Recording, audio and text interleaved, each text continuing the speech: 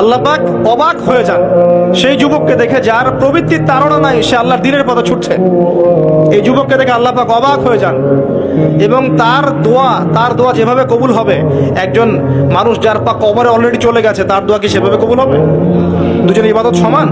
এই বয়সে আপনি অনেক কিছু করতে পারেন।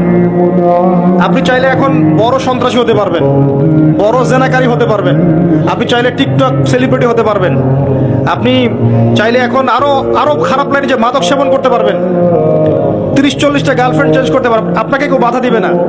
আপনি চাইলে 1-2 হাজার টাকা দিয়ে জেনা করতে পারবেন, উন্মুক্ত সব আপনার জন্য। ইভেন এখন আপনি চাইলে মদও খেতে পারবেন, লাইসেন্স দিয়ে আছে, আপনি করতে পারবেন।